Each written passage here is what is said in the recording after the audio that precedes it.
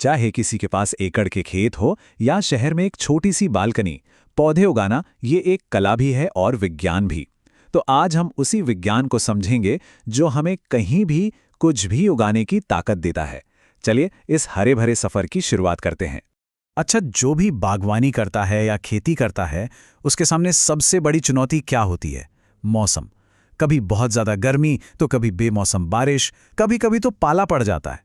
तो सवाल यह है कि क्या हम अपने पौधों के लिए मौसम को कंट्रोल कर सकते हैं? और इसका जवाब शायद आपको हैरान कर दे। हाँ, कर सकते हैं। और इसका राज छिपा है एक कमाल की तकनीक में, जिसे कहते हैं संरक्षित खेती। ये एक ऐसी चीज़ है जो हमारी फसलों के चारों तरफ, समझ लीजिए, एक सुरक्षा कवच बना देती है, जहां वो हमेशा सेफ और खुश रहती हैं। तो ये खेती का सुरक्षा कवच आखिर है क्या चीज़? इसे ऐसे समझिए कि पौधों का अपना एक पर्सनल मौसम कंट्रोल वाला घर बना दिया जाए। ये एक ऐसी तकनीक है जो न सिर्फ हमारे खेती करने के तरीके को बदल रही है, बल्कि ये भी पक्का कर रही है कि हमारी मेज़ पर हमेशा ताज़ा खाना मौजूद हो। आइए इस कवच के अंदर झांक कर देखते हैं। इसे और आसान भाषा में समझें तो संरक्षित खेती का मतलब है अपनी फसलों के लिए एक वीआईपी स्वीट बनाना। ये घर, जिन्हें हम ग्रीन हाउस या पॉली हाउस भी कहते हैं, पौधों के पर्सनल बॉडीगार्ड की तरह काम करते हैं। उन्हें तेज धूप, जोरदार बारिश और परेशान करने वाले कीड़े मकोड़ों से बचाते हैं। और नतीजा, उन्हें बढ़ने के लिए एकदम परफेक्ट 5 स्टार माहौल मिलता है।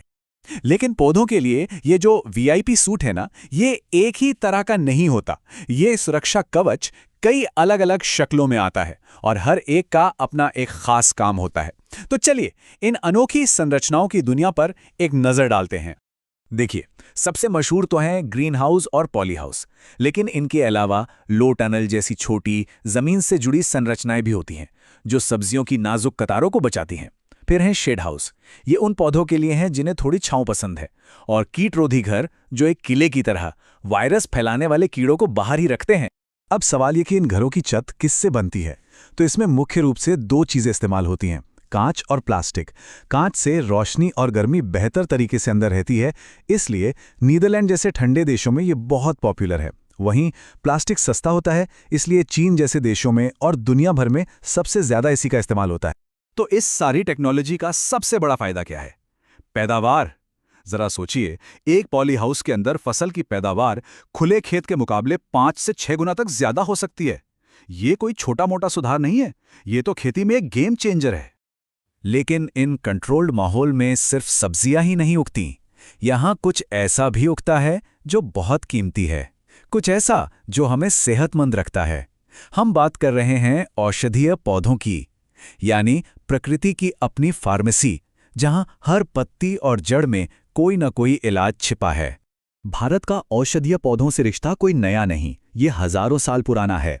ऋग्वेद से लेकर आयुर्वेद तक इन पौधों का महत्व हमारी संस्कृति में बहुत गहराई से बसा हुआ है। और आज मॉडर्न टेक्नोलॉजी इस पुराने ज्ञान को सहेजने और बढ़ाने में मदद कर रही है। सबसे पहले बात करते हैं ग्वारपाठा यानी एलोवेरा की। इसे तो चमत्कारी पौधा भी कहा जाता है। इसकी पत्तियों में जो जेल होता है वो त्वचा को ठंडक देता है और इसका रस दवाइयों में काम आता है।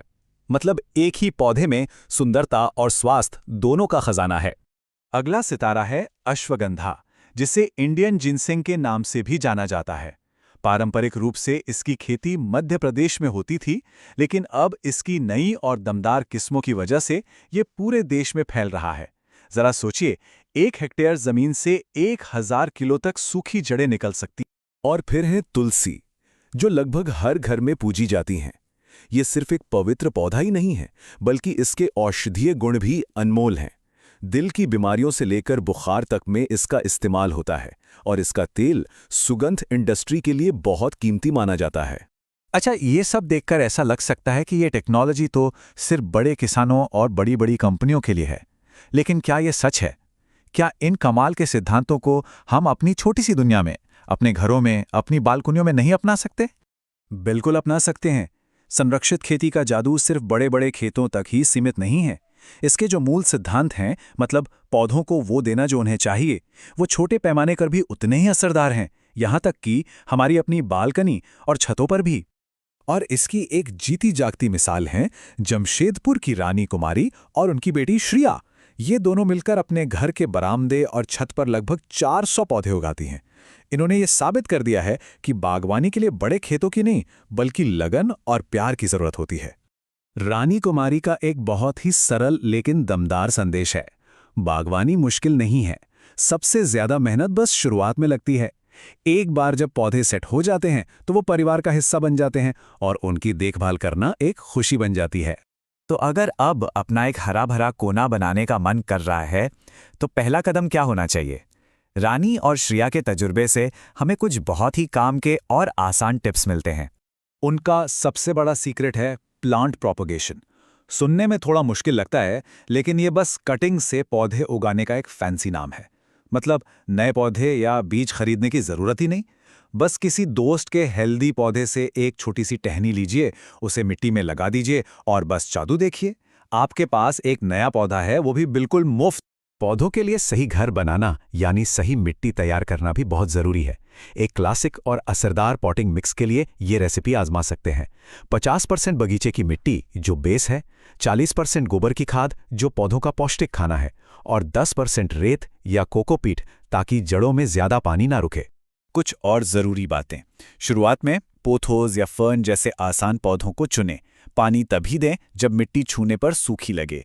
कम जगह हो तो हैंगिंग प्लांटर्स का इस्तेमाल करें। और हाँ, गर्मियों में अपनी बालकनी पर एक शेड नेट लगाना ठीक वैसा ही है जैसे बड़े किसान अपने ग्रीन हाउस में करते हैं।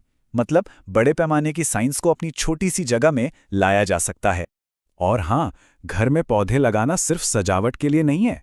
स्नेक प्लांट और एरेका पाम जैसे पौधे हमारे घर की हवा को भी साफ करते हैं।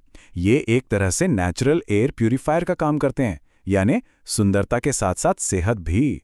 तो ग्रीन हाउस की बड़ी बड़ी तकनीकों से लेकर एक सादे से बालकनी के गमले तक, हमने देखा कि पौधों को अगर सही माहौल दिया जाए तो कुछ भी उगाना मुमकिन है। ये विज्ञान अब हम सबके हाथों में है। तो सवाल बस इतना है, बालकनी पर पहला पौधा कौन सा लगने वाला है?